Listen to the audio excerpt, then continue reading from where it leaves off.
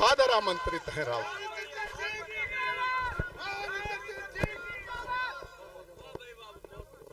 बहुत बढ़िया। ये दीवान जी महेंद्रगढ़ के हमारे मेरे बारे में अच्छी कविता कह गए, मैं धन्यवाद करना चाहता हूँ। साथियों, मैं तो आपके अजीज के तौर पे आया हूँ, आपका हिमायती हमेशा रहा हूँ, और आज इलेक्शन के दौरान मेरी पार्टी के साथीगण रामविलास जी हमारे प्रधान, उस टाइम के जिस टाइम के ऊपर भारतीय जनता पार्टी की 2-4 सीटें आया करती थी, और हरियाणा के अंदर रामविलास शर्मा उस टाइम अध्यक्ष, देश के अंदर प्रधानमंत्री नरेंद्र भाई मोदी उस टाइम प्राइम मिनिस्टर, जब जाकर के हरियाणा के अंदर पहली बार दशकों बाद पहली बार भारतीय जनता पार्टी की मेजॉरिटी वाली सरकार आप लोगों ने हरियाणा में स्थापित करी। आज वो भी मेरे साथ आए हैं। आज हमारे साथी लोकसभा प्रत्याशी धर्मवीर सिंह जी साथ हैं, भूतपूर्व यहाँ की एमएलए साहिबा संतोष जी हैं, मौजूदा हमारे एमएलए साहब सीताराम जी हैं, लक्ष्मण सिंह जी हैं, शायद ओम प्रकाश जी भी हैं, पुराने हमारे पार्टी के अध्यक्ष भी हैं, बनवारी लाल डॉक्टर साहब भी हैं। वो भी आज नहीं बोल पाए क्योंकि मेरा एक प्रोग्राम रेवाड़ी के अंदर है, तो मेरे को सारा बोझा मेरे कंधों पर डाल दिया कि यो मांगू आपके कंधों पे ही है जी। तो मैं भैया आपके अजीज के तौर पे कहना चाहता हूं कि हमने और आपने मिलकर के मोदी को सत्तासीन किया था आज से 10 साल पहले, और उस टाइम के ऊपर देश के हर कोने से आवाज निकल रही थी, मोदी लाओ, मोदी लाओ, मोदी लाओ। मोदी को हमने 10 साल दिए, जिसमें से 3 साल दूसरी पारी के कोविड खा गया, यानी कि कितने बचे? 7 साल। इन 7 साल के अंदर भारतवर्ष के अंदर जो डेवलपमेंट हुई है, मैं तो अभी 74 बरस का हो गया, मैंने तो पहले कभी नहीं दिए देखे। 45 साल को तो राजनीति में मुझे हो गए, और इन 45 साल के अंदर जो 10 साल के अंदर काम हुआ है या 7 साल के अंदर काम हुआ है इंफ्रास्ट्रक्चर का, वो पहले कभी नहीं हुआ। सड़क का ही जिक्र करता हूं, बाकी लंबी चौड़ी बात नहीं करूंगा। कांग्रेस के शासन में मंत्री था, 11 किलोमीटर प्रतिदिन सड़क बना करती थी। आज के दिन 37 किलोमीटर प्रतिदिन सड़क भारतवर्ष के अंदर बन रही है। रेलवे लाइन जो हमारी कभी तो यूपी की तरफ खींच जाया करती थी, कभी बंगाल की तरफ चली जाया करती थी, कभी बिहार की तरफ चली जाया करती थी, हमारे यहां तो मीटर गेज छोटी सी रह जाया करती थी। आज रेवाड़ी एक अगेन बड़ा रेलवे सेंटर बन गया है, और जगह जगह के ऊपर देख रहे हो इलेक्ट्रिफिकेशन हो रहा है, नई नई रेलगाड़ियां चल रही है। तो रेल का इंफ्रास्ट्रक्चर हमने खींच करके दिखाया है, सड़क का हमने खींच करके दिखाया है, और हाल ही के अंदर आपके बगल के अंदर एम्स प्रधानमंत्री आए थे और शिलान्यास रख करके गए। हरियाणा एक ऐसा प्रांत है जो है तो छोटा, लेकिन 2 बार यहां पर प्रधानमंत्री आ चुके हैं। एक बार तो एम्स का 1 महीने के भीतर एक बार तो एम्स का शिलान्यास रखने के लिए, और दूसरी बार गुड़गांव का शिलान्यास रखने के लिए, मेट्रो का नहीं, द्वारका का मेट्रो का तो यहीं से रख दिया था, मेट्रो द्वारका एक्सप्रेसवे का। यानी कि 1 महीने के अंदर प्रधानमंत्री की जहां जगह जगह पूछ हो रही है,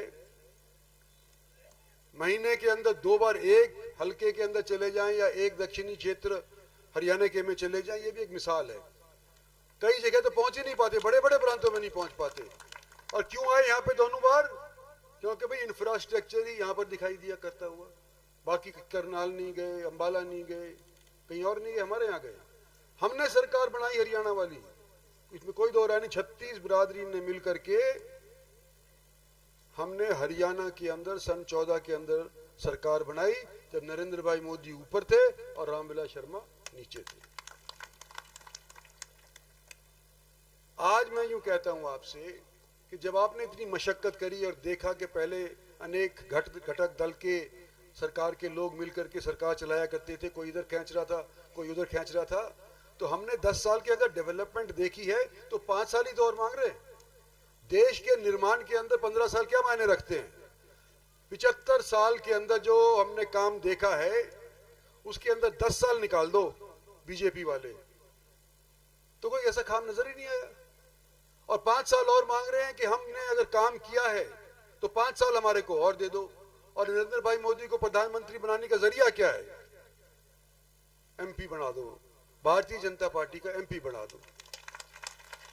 लोग यूं कह रहे थे कि इंद्रजीत सिंह तो आया नहीं, धर्मवीर ने पर्चा दर्ज कर लिया, कोई चीफ मिनिस्टर नहीं आया, कोई एक्स चीफ मिनिस्टर नहीं आया, कोई पार्टी का बड़ा बंदा नहीं आया, इंद्रजीत सिंह भी नहीं आया, वो तो शायद रिश्तेदारी के अंदर फंस गया या बिरादरीवाद के अंदर फंस गया।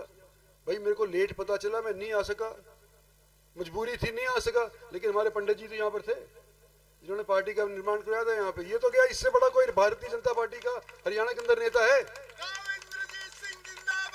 जब से हम तो बाद में पैदा हुए हैं, हम तो बीजेपी में बाद में आए, ये तो पैदाइशी पर बीजेपी वाले थे। जब ये चले गए तो हाथी के पैर में सबका पैर, मेरा भी पैर आ गया भाई। और जो लोग यूं कहते हैं कि रिश्तेदारी में मारा गया इंद्रजीत सिंह, इसका मतलब मन ढीला हो गया। भाई मेरा सबसे पहले मेरी आस्था देश के अंदर है। मेरे को यकीन है, मेरा दिल गवाही देता है कि आज के दिन अगर देश सही रास्ते के ऊपर चल रहा है तो नरेंद्र मोदी की वजह से चल रहा है। कोविड के बाद अनेक बड़े बड़े मुल्क डिसल गए, उनकी आर्थिक स्थिति चरमरा गई, 2% 3% बढ़त साल के अंदर 22-23 के अंदर नहीं पाए, और भारतवर्ष 6.5% की जीडीपी का हकदार भारतवर्ष, सबसे बड़ी पॉपुलेशन वाला क्षेत्र मुल्क भारतवर्ष। कमजोर कहते थे, वो बा करके जाबर निकला और 6.5% के ऊपर हमने बढ़त दर्ज करा करके दिखाई। ये रफ्तार टूटे नहीं, रोड ब्लॉक ना लगे, इस चीज के लिए हम 5 साल और आपसे मांग रहे हैं। और मैं यूं कहना चाहता हूं कि इस 5 साल के लिए मैं अपने कुटुंब के रिश्तेदारों को छोड़ो, मैं आप भी अगर जरूरत पड़ी तो मैं भी इलेक्शन छोड़ दूंगा अगर मोदी हारना नजर आया तो। मेरे को मोदी को जिताना है, और मोदी किसके भरोसे जिताऊंगा? आप लोगों के भरोसे जिताऊंगा मैं आपको यूं कहना चाहता हूं भाई और बहनों कि जो बंदा जिसका मैंने हाथ पकड़ करके, जो बंदा मैंने राजनीति के अंदर लाया, वो मेरा ही नहीं हो सका तो वो आपका कैसे होगा?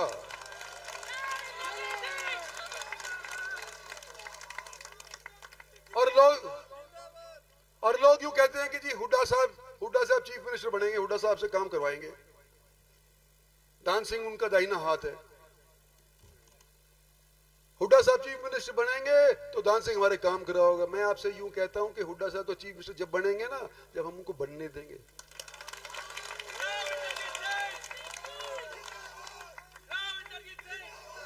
और लोगों के जहन में क्या घूम रही है मेरी समझ में नहीं आती। यूं कहते हैं कि भाई अगर दान सिंह इंद्रजीत सिंह को छोड़ करके हुड्डा साहब के पास चला गया, ताली बजाओ ताली बजाओ, और अगर धर्मवीर सिंह हुड्डा को छोड़ के मेरे पास आ गया तो खामोश। ये समझ में नहीं आया कि भाई अगर अहीर होने के नाते जाट के साथ चला गया तो ठीक, और जाट इंद्रजीत सिंह के साथ आ गया तो गलत। भैया मेरे साथ रहा कि नहीं रहा, ये बताओ मेरे को। दान सिंह मेरे साथ रहा कि नहीं रहा, तो फर्क क्या है? किसको चाहिए देनी वोट आपको? अगर मैं आपका हिमायती हूं तो किसको देनी चाहिए वोट आपको? तो धर्मवीर को देनी चाहिए वोट आपको। और ये जात पात के ऊपर नहीं मांग रहे, हम तो भारतवासियों से वोट मांग रहे हैं, देशवासियों से वोट मांग रहे हैं। हमारा देश का निर्माण होना चाहिए कि नहीं, ये बताओ। तो अगर हमारे को देश को निर्माण करना है और 2047 के अंदर जब 100 साल आजादी के हमारे पूरे हो जाएंगे, तो हम रहे ना रहे लेकिन हमारे बच्चे तो रहेंगे। आजाद भारत के अंदर सोने की चिड़िया बन पाए या ना बन पाए, लेकिन कम से कम विकसित देश तो बन करके आ जाएंगे। विश्व के मानचित्र के ऊपर हमारा दोबारा से नाम फिर से दर्ज हो जाएगा। इस चीज के लिए आपसे मैं वोट मांगने आया हूं। और साथियों, बार बार तो आया नहीं जाता, ये भरम कोई फैला रहा है तो गलत फैला रहा है। मैं धर्मवीर को काटने के लिए, इसको जिताने के लिए आया हूं। जितने मेरी बस की होगी तो करूंगा। और आप लोगों ने मेरे को कभी नीचा नहीं दिखाया। ये पहले महेंद्रगढ़ क्षेत्र लोकसभा का क्षेत्र रहा है। पहले महेंद्रगढ़ लोकसभा के अलावा महेंद्रगढ़ विधानसभा का भी क्षेत्र रहा है। तो जब मैं लोकसभा लड़ा करता था, एक टाइम था कि मैं 9 में से 8 हलकों के ऊपर हारा था। याद करो, 9 हलकों में से 8 हलकों में हारा था। जब मैं एक इलेक्शन लोकसभा का हारा था, सिर्फ महेंद्रगढ़ से जीता था। तो आज भाइयों, आपके अजीज के तौर पे ये कहना चाहता हूं कि हमने काम करवाए। और मैं उदाहरण देना चाहता हूं कि ये पाली यूनिवर्सिटी कहां जा रही थी? रोहतक जा रही। लड़ झगड़ करके हम यहां लेकर के आए। कोई क्रेडिट नहीं ले सकता, भारत सरकार ले सकती है। भारत सरकार का उस टाइम इंद्रजीत सिंह आपका नुमाइंदा था। सैनिक स्कूल कहां जा रहा था? मातन हेल जा रहा था। कहां लेके आए? रेवाड़ी पाली के अंदर लेके आए। कौन लेकर के आया? हम लेकर के आए। हम लेकर के आए। Dedicated rail freight corridor, 2 lakh crore रुपए का कॉरिडोर, जो दादरी से चलता है, यूपी से चलता है और नारनौल से गुजरता गुजरता जाकर के बंबई पहुंच जाता है। तकरीबन कंप्लीट हो गया है। किस टाइम आया? भारत में मैं यहां पर से था। मैं आपका एमएलए था, आपका एमपी था उस टाइम के ऊपर। और ये उस टाइम के ऊपर कोटा होते हुए, राजस्थान होते हुए और फिर बंबई जा रहा था। हरियाणा के अंदर इसका नाम निशान नहीं था। और जब तुलना करी गई कि अगर कोटा से होकर के जाएगा, चंबल के ऊपर से, नदियों के ऊपर से जाएगा और हरियाणा की समतल जमीन के ऊपर से जाएगा, तो कौन सा ज्यादा खर्च उठाएगा? तो पता चला कि चंबल वाले रास्ते में तो ज्यादा खर्च था, दुगना खर्च था। तो हरियाणा से लेकर के आए, हम लेकर के आए। तो आज हम थोते फायर नहीं कर रहे। हम आपके बीच के अंदर आए हैं क्योंकि हमने धरातल पे काम किया है। और ये इलेक्शन याद रखो कि भारत सरकार का है, जिला परिषद का नहीं है, सरपंची का नहीं है, हरियाणा सरकार का भी नहीं है। आज के दिन हमने सिर्फ सोचना है कि हमारे देश के लिए कौन सी सरकार उपयुक्त है। और मेरे को तो नजर आ रहा ही नहीं रहा कि मोदी सरकार के अलावा कोई आज के दिन आपको विकास के रास्ते के ऊपर चला सकता है। भाई, हरियाणा की बात आएगी तो हरियाणा का मुद्दों के ऊपर काम करेंगे, बात करेंगे। किसकी गलती थी, किसने सही किया, किसने गलत किया, वो उस टाइम देखेंगे। जिला परिषद का आएगा तो जिला परिषद के टाइम पर देखेंगे। म्यूनिसिपैलिटी का आएगा तो म्यूनिसिपैलिटी का देखेंगे। सरपंच आएगा तो भी सरपंच का देखेंगे। लेकिन सरपंच में 4 जगह झगड़ा हो गया, 4 जगह लोग चले गए। इसका मतलब ये नहीं है कि भाई 2 इधर बढ़ जाएंगे, 2 इधर बढ़ जाएंगे।